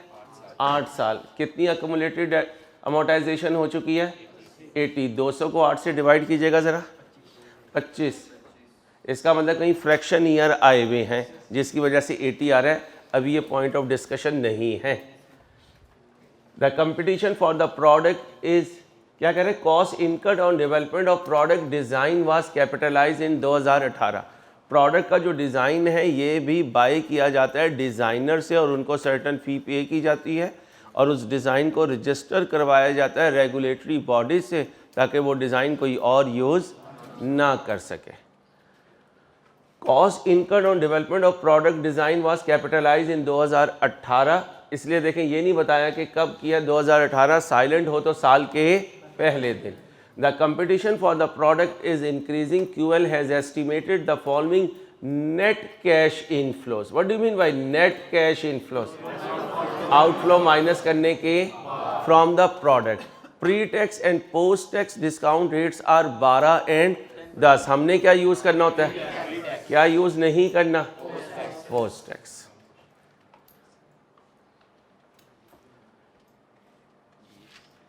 बीस, 21, 22, 23, 24. मैं कहाँ खड़ा हूं इस वक्त? 1/1/19 पूरा बोलना है क्या? 1/1/19 को खड़ा हूं अगर, तो 1/1/19 को खड़े होकर देख रहा हूं तो 19 के कैश फ्लोज इसमें नहीं है, 19 के कैश फ्लोज इसमें नहीं है। एक बात याद रखिएगा, एग्जाम फोकस पॉइंट बता रहा हूं, ध्यान से सुनिएगा। जब हमने डेप्रिसिएशन कैलकुलेट करनी है तो ईयर स्टार्ट पे खड़े होकर रिमेनिंग लाइफ देखी जाती है। क्या बोला? ऑल्दो डेप्रिसिएशन कैलकुलेट कब होगी? ईयर एंड पे, लेकिन ईयर्स काउंट कब से होंगे? ओपनिंग डेट से, ईयर स्टार्ट से। इम्पेयरमेंट कब चेक किया जाता है? साल के आखिरी दिन। उसके लिए जो ईयर्स काउंट किए जाते हैं वो अगले साल से किए जाते हैं, करंट ईयर उसमें कंसिडर नहीं होता। तो लिख लें, डेप्रिसिएशन के लिए years from the start consider किया जाता है। डेप्रिसिएशन के लिए ईयर्स, डेप्रिसिएशन के लिए ईयर्स ओपनिंग डेट से कंसिडर किए जाते हैं।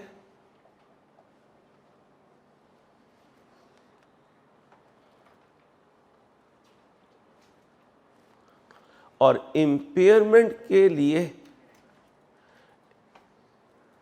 नेक्स्ट ईयर से देखा जाता है।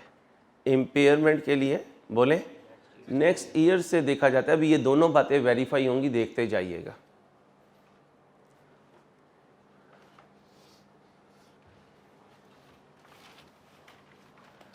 अब बताएं मुझे कब से कैश फ्लो शो किया?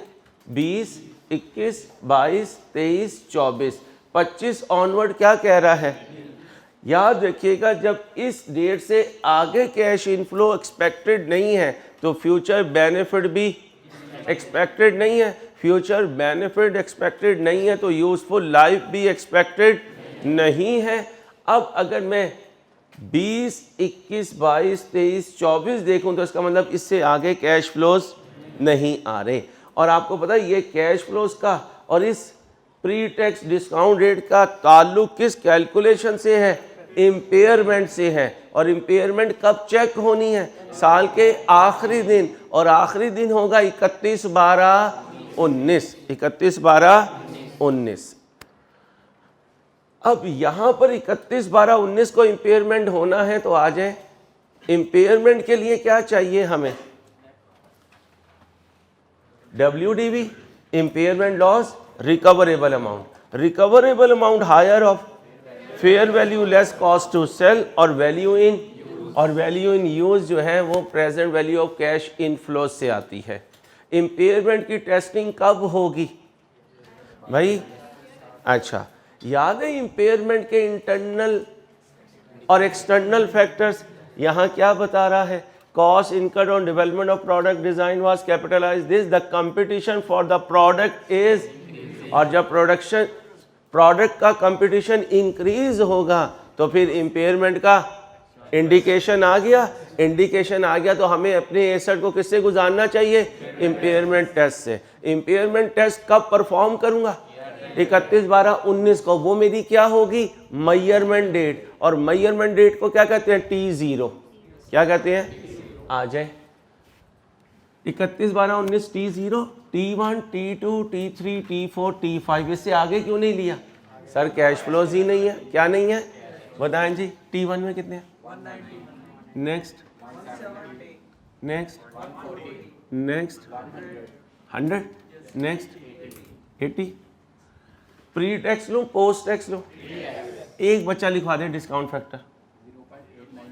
892 797 711 635 0.567। कॉपी ना कीजिएगा, मुझे सॉल्व करवा दीजिए, हम आपको पिक्चर भेज देंगे ग्रुप में, ठीक है? मल्टीप्लाई कर दें 169,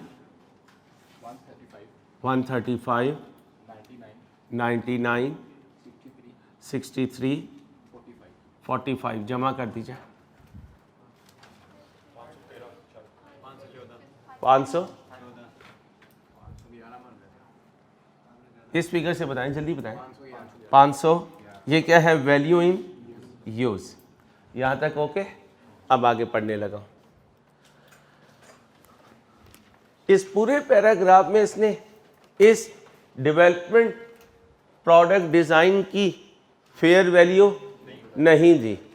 अभी तक ना फेयर वैल्यू दी, ना उसको सेल करने की कॉस्ट दी। पूरा क्वेश्चन आपने पढ़ा है, इसमें कहीं मौजूद नहीं है। इसका मतलब इसको इग्नोर कर दूंगा और वैल्यू इन यूज ही मेरी रिकवरेबल अमाउंट बन जाएगी 511। और मुझे क्या परफॉर्म करना है? तो फिर रिकवरेबल अमाउंट कितनी है? 511। मुझे क्या चाहिए? WDV। आगे चलते हैं। मैंने इसको कैपिटलाइज कब किया? 2000। इसकी लाइफ कितनी है? 10 साल। 18 में मैंने इसको क्या किया? कैपिटलाइज किया। अगर यहां ये स्टोरी ना होती तो इसकी रिमेनिंग लाइफ 10 साल है। अब 1-1-19 को खड़ा हूं मैं, 1-1, तो यहां तक कितने साल बने? कितने साल बने? यहां बच्चा गलती करता है, जब वो वैल्यू इन यूज करता है तो 5 लेता है और वो फिर कैलकुलेशन में भी 5 कंसिडर कर लेता है। मसला ये है कि 19 का यहाँ इनफ्लो नहीं है, क्योंकि इम्पेयरमेंट ने कब आना है? 31/12/19 को। लेकिन डेप्रिसिएशन के लिए साल कब से काउंट करोगे? 1-1-19 से। मैंने एग्जाम फोकस पॉइंट लिखवा दिया। अब मुझे बताएं, मैं इस लाइफ से चलूं या रिमेनिंग लाइफ से? रिमेनिंग लाइफ से चलूंगा बेटा। किससे चलूंगा? क्योंकि ये लाइफ एप्लीकेबल ही नहीं है। इसे कहते हैं change in accounting estimate. Intro याद करो, FR1 याद करो। चेंज इन अकाउंटिंग एस्टीमेट होता है तो डेप्रिसिएशन रिमेनिंग लाइफ पर चली जाती है। किस पर? और वो रिमेनिंग लाइफ उसकी जिंदगी का दूसरा फेस होता है। अब आ जाए WDV के लिए। पहले कॉस्ट बताएं। 750 माइनस पुरानी, ये करूंगा तो ये WDV बन गई, डिवाइडेड बाय रिमेनिंग लाइफ। अब बताइए रिमेनिंग लाइफ कैसे? यहाँ 2019 भी है, 1 2 3 4 5 और 6। आ जाए भाई, तकसीम 6। अब 750 भी है, 75 भी है, माइनस 112। अब मुझे WDV बता दें। 562.5 इम्पेयरमेंट हो रही है भाई, इम्पेयरमेंट हो रही है। कितने की हो रही है? इसमें से ये माइनस करते हैं, इम्पेयरमेंट आ जाएगा 51.5। ये है इम्पेयरमेंट बेटा। इम्पेयरमेंट कब होती है? जब रिकवरेबल अमाउंट कम हो। और WDV ये है, WDV ये है रिकवरेबल अमाउंट। वैल्यू गिर गई, जो वैल्यू गिरी उसे क्या कहूँगा? Impairment loss. ये कब होगा? 31/12/19 को रिकॉर्ड होगा। इसके लिए 31/12/19 से आगे साल देखे जाते हैं वैल्यू इन यूज की डिटर्मिनेशन के लिए। और जब डेप्रिसिएशन कैलकुलेट करनी है तो ईयर्स कब से काउंट करूंगा? ईयर स्टार्ट से। इसलिए 19 भी काउंट होगा। इसलिए डेप्रिसिएशन में 6 साल यूज कर रहा हूं, इम्पेयरमेंट लॉस में वैल्यू इन यूज कैलकुलेट करते हुए 5 साल यूज कर रहा हूं। ये पॉइंट ऑफ डिबेट याद रखिएगा, इसमें अक्सर पेपर में, पास पेपर में ये पॉइंट आया हुआ है। आगे चले। 1 जनवरी 19 QL entered in an agreement to replace existing ERP software with a new ERP software at a cost of। मैंने कहा था क्वेश्चन साइलेंट हो, रिप्लेसमेंट का वर्ड हो तो जिस दिन नया आएगा पुराना उसी दिन जाएगा, अगर क्वेश्चन साइलेंट है। अगर क्वेश्चन साइलेंट है, इसलिए कल आने वाले को 3 महीने अमोर्टाइज किया था, जाने वाले को 9 महीने अमोर्टाइज किया था, क्योंकि एक ही दिन पे आना था, एक ही दिन पे अब चलते हैं। According to the agreement 40% payment was made on signing off the, इसका मतलब कब पे किए, 1/1/19 को, while the remaining amount will be paid on 31/5/19। Price कितनी है, 360 का 40% लें, 360 का 40% कितना बना, 144। ये कब दिया, 1/1/19 को। रिमेनिंग कितना बना, 60%, भाई 60% बना, 360 का 60% ले लीजिए, 216। ये कब किया, 31/5/19 को। The entire cost of project was finance, entire का मतलब सारी, साइलेंट होता फिर भी सारी। The entire cost of project was finance through, चाहे FR1 में बोरिंग कॉस्ट में रनिंग फाइनेंस किसे कहते हैं, जनरल फाइनेंस को, फ्रॉम होनेहार बैंक एट मार्कअप ऑफ 15% पर एनम। याद करें, जनरल बोरिंग कितना निकाला, कब निकाला, किस रेट पर निकाला, कब तक के लिए निकाला, क्योंकि लोन ही एक है इसलिए कैपिटलाइजेशन रेट कैलकुलेट करने की ज़रूरत। ऐसी एग्जांपल मैं पहले दिन करवा चुका हूं आपको, याद है। अब मुझे किसकी कॉस्ट निकालनी है, भाई किसकी कॉस्ट निकालनी है, सॉफ्टवेयर की। परचेज प्राइस बताएं, परचेज प्राइस कितनी है, 360 add borrowing cost to be capitalized. पहली अमाउंट कितनी निकाली, 144। किस रेट पर, कितने अरसे के लिए जी, भाई कितने के लिए। अब गौर से सुने भाई, 2 तरीके हैं, 5 तक इस अमाउंट को ले जाए, 5 से आगे दूसरी अमाउंट भी जमा करके लिख दें। वो तरीका इतना पॉपुलर नहीं है। पॉपुलर तरीका ये है कि आपने पैसे कब निकाले, क्या है, 1/1/19 को, 1/1/19 को आपने निकाले। अब आगे देखें, ये क्वालिफाइंग एसेट कब तैयार हुआ था, सॉफ्टवेयर बिकेम ऑपरेशनल ऑन 1 नवंबर का दूसरा नाम क्या है, 31/10/2019। इसका मतलब ये पैसे कब तक इस्तेमाल हुए, 10 महीने तक। क्या कर दूं, 10/12। दोबारा कितने निकाले, 200 इंटू, कब निकाले,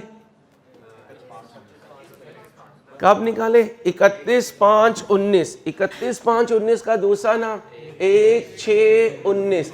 1/6/19 से लेके 31/10/19 कितने महीने बने, 5/12।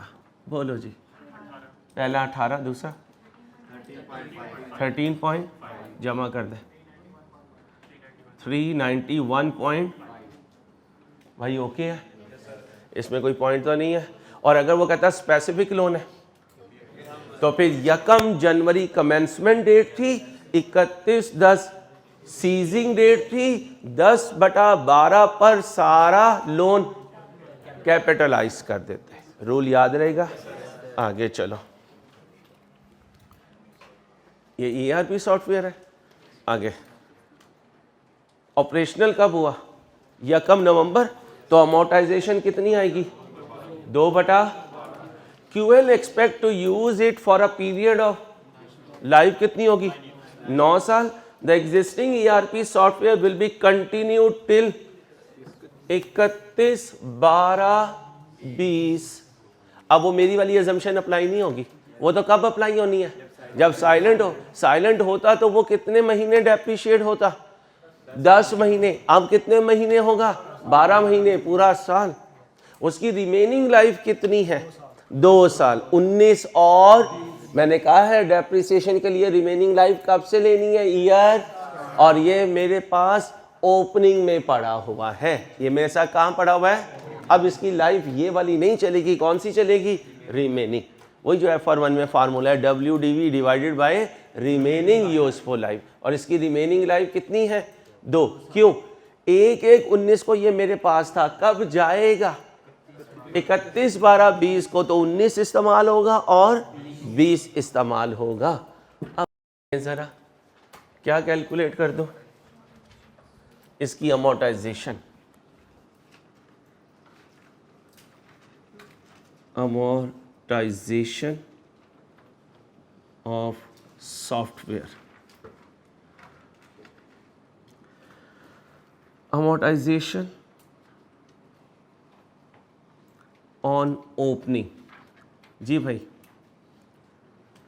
पुराने सॉफ्टवेयर को अमोर्टाइज करना है, कॉस्ट पे नहीं चल सकता क्योंकि लाइफ क्या हो गई है, चेंज हो गई। इसका मतलब एस्टीमेट चेंज हो गया, एस्टीमेट चेंज हो गया तो उसकी ज़िंदगी का दूसरा फेज़ शुरू हो गया। दूसरे फेज़ में WDV स्टार्टिंग पॉइंट होता है और रिमेनिंग लाइफ को लेकर चलते हैं। अब बताएं जी, ओपनिंग एसेट्स की कॉस्ट, उसकी अक्यूमुलेटेड डेप्रिसिएशन, ये क्या बना WDV, डिवाइड किससे करूँगा, रिमेनिंग यूजफुल लाइफ, वो कितनी है 2, बोले 60। अब आए जी अमोर्टाइजेशन ऑन, बोलो भाई अमोर्टाइजेशन ऑन एडिशन। अभी कॉस्ट कैलकुलेट की है तुमने, कितनी की है 391.5, लाइफ कितनी है 9 साल, उसने बताया है। कितने महीने के लिए अमोर्टाइज करूं, 2 महीने के लिए, 2/12 कर दें, कितना आया जी 7 पॉइंट, जमा कर दें 67.25। तोड़ के चलेंगे, क्वेश्चन हमेशा सॉल्व हो जाएगा। एडहॉक बेसिस पे नहीं होगा, एक एक लाइन करते जाएं और उसके शॉर्ट नोट्स बनाते जाएं, उसे वर्किंग में लिखते जाएं। थोड़ी देर के बाद आपका क्वेश्चन सॉल्व हो चुका होगा। फिर पोस्टिंग बाकी होगी। क्या बाकी होगी, पोस्टिंग। कौन सी,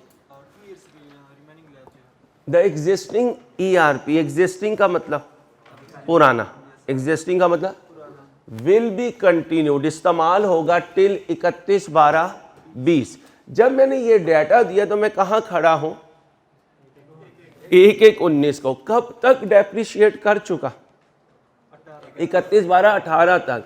ये कब छोड़कर जाएगा, तो इसे अब कितने दफ़ा डेप्रिशिएट करूंगा तो इसकी रिमेनिंग लाइफ पूरी होगी, 19 और 20, 19 और, इसलिए मैंने रिमेनिंग लाइफ कितनी ली 2 साल। और रिमेनिंग लाइफ काउंट करनी है ओपनिंग डेट से, और ओपनिंग डेट क्या है 1/1/19, और जाना है इसने 31/12/20 को, तो कितने साल बाकी हैं 2 साल।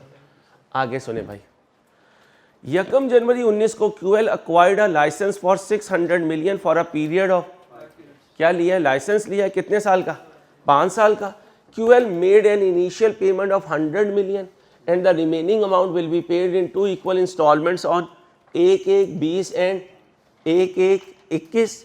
कब ले रहा हूँ, 1/1/19 को, मेरी तरफ फोकस करें, 1/1/19 को।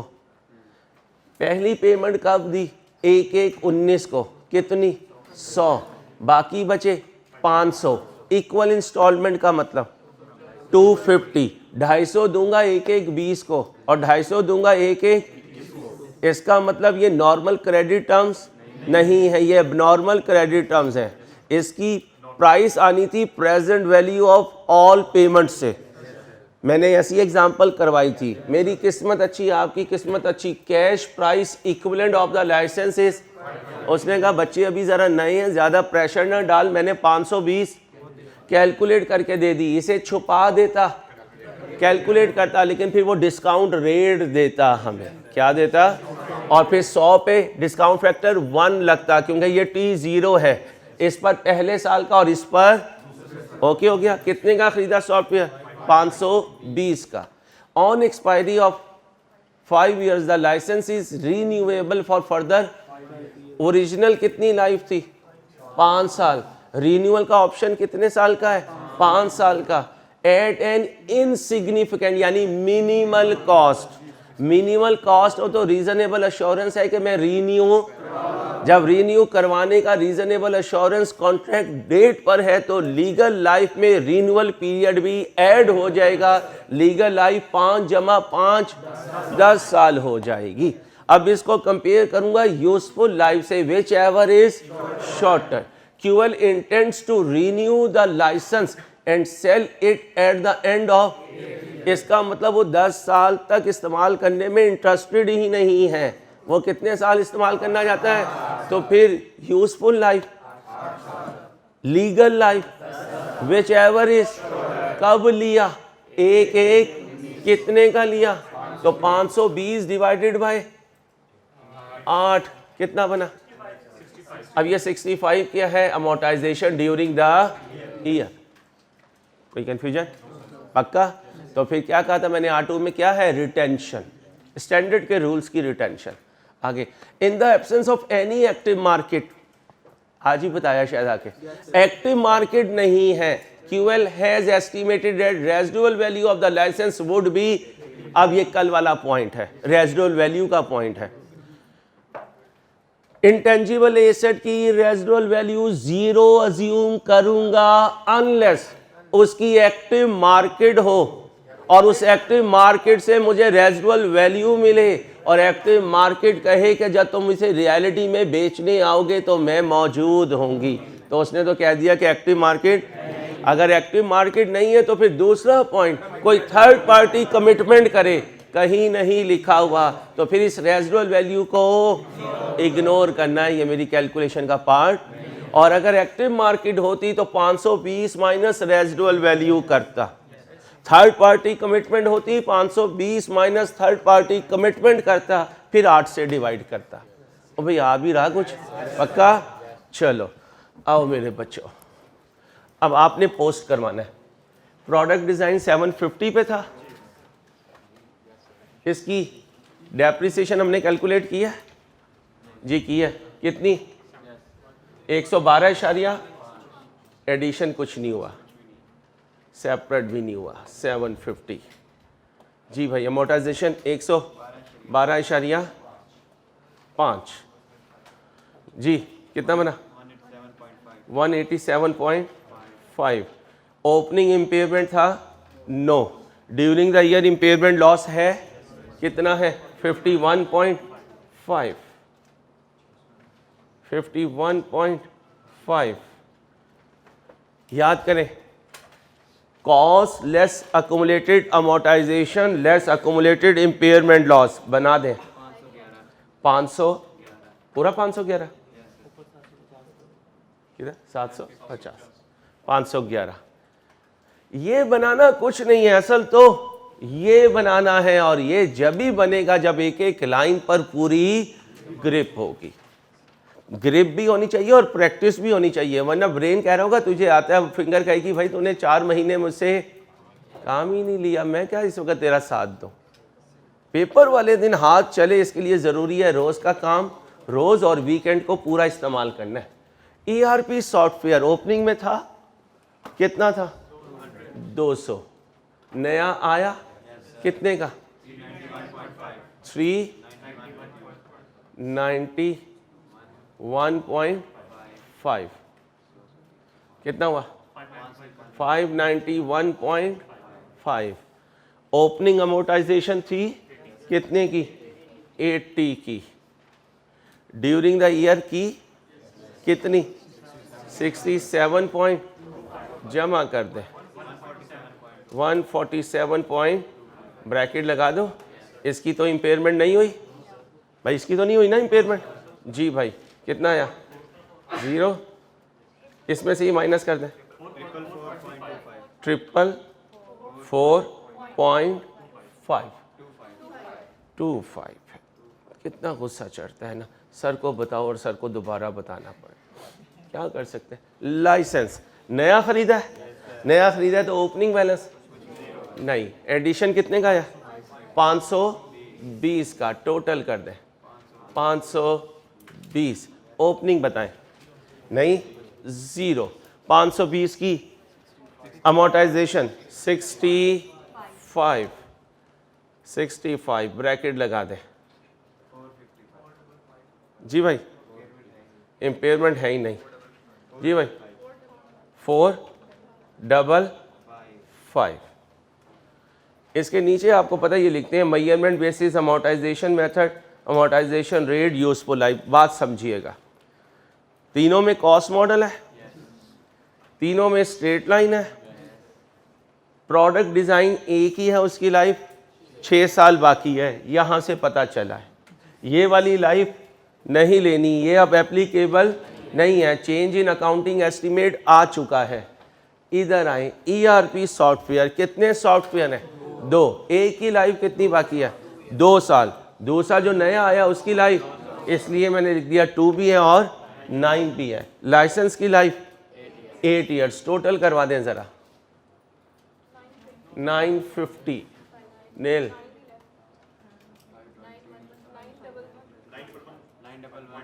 911.5 टोटल कर दें, 1861.5 टोटल कर दें जी, 155 जमा करें, 244. टोटल कीजिए बच्चों, 399.75 0 51.5 51.5 जी बच्चों, 14.25 लो भाई, कॉपी कर लें, टाइम है आपके पास। अपने हाथ से कॉपी किया हुआ हमेशा फ़ायदा ज़्यादा रहता है। कॉपी कर लें प्लीज़।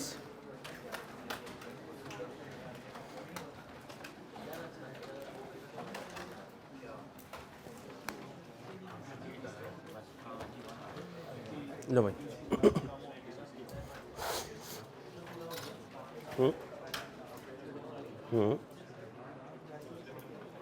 कुछ पूछना है तो पूछ ले भाई। भाई कोई क्यूरी है पूछ लीजिए, कोई इशू नहीं। अभी 8 मिनट बाकी है हमारे पास। कॉपी तो आप घर जाके भी कर सकते हैं। अच्छा, एक बात आप भी एग्री करेंगे, जब क्वेश्चन सॉल्व हो जाता है ना तो ऐसा लगता है ये सारी बातें तो हमें आती हैं, लेकिन जब हम करने बैठते हैं तो हमसे नहीं होता। उसकी रीज़न है कि हम घर जाके ड्यू टाइम नहीं दे रहे, इसको ड्यू टाइम नहीं दे रहे। ड्यू टाइम क्या है? कम से कम 2 घंटे जाके प्रैक्टिस किया करें। मैं इसे कहता हूँ होमवर्क ज़्यादा दे, वो कहता है जी बच्चे रिएक्ट करते हैं। मैंने कहा अभी बच्चे रिएक्ट कर रहे हैं, तैयारी नहीं करेंगे तो आई कैप रिएक्ट करेगा जी। कहाँ पे, कहाँ? नहीं, ये होता क्या है कि जब आपके ईयर एंड बैलेंसेस होते हैं तो वो अमोर्टाइजेशन का भी होता है और इम्पेयरमेंट का भी होता है, इसलिए लिखा हुआ होता है। कोई मसला नहीं है, अगर क्वेश्चन साइलेंट होता है तो सिर्फ इम्पेयरमेंट हुई भी होती है, सॉरी अमोर्टाइज हुई भी होती है, इम्पेयरमेंट के लिए बताएगा वो।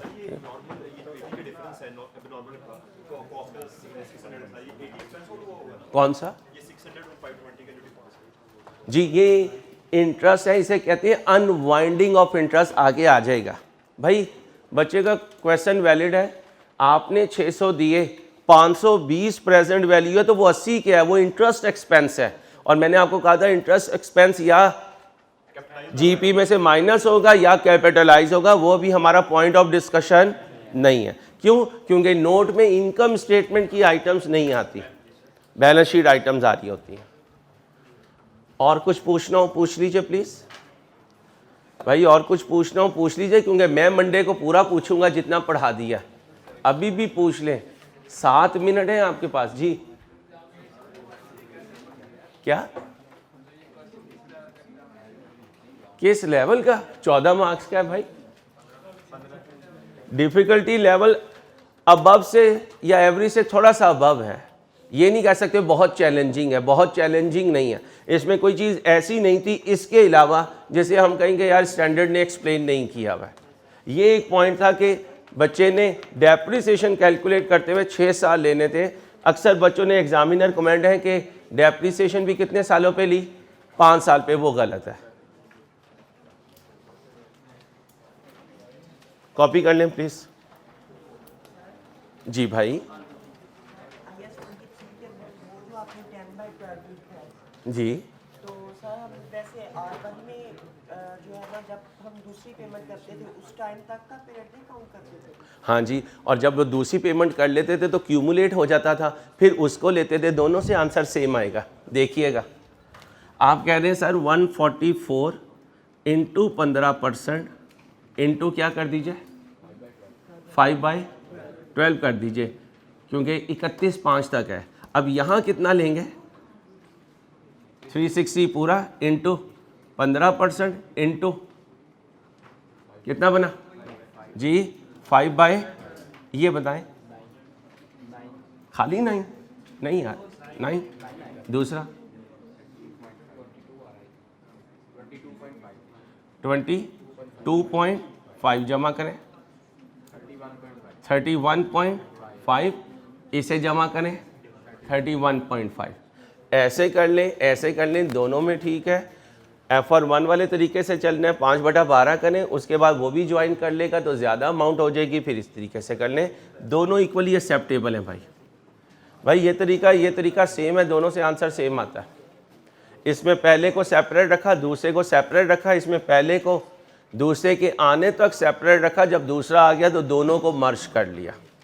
और पूछिए प्लीज़, पूछ लो भाई पूछ लो, मंडे को मैंने पूछना है, उससे पहले तुम पूछ लो।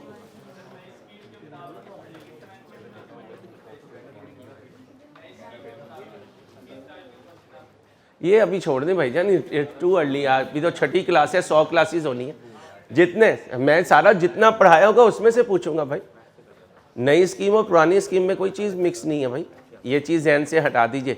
से पहले 7 क्वेश्चन आया करते थे, अब 9 क्वेश्चंस आते हैं, ये चेंज किया। उसकी वजह से कभी कभार पास्ट में क्वेश्चन 24 नंबर का भी आ जाया करता था, 22 का भी, अब वो रिड्यूस करके उसे 18-20 तक ले आए, बस ये फ़र्क पड़ा।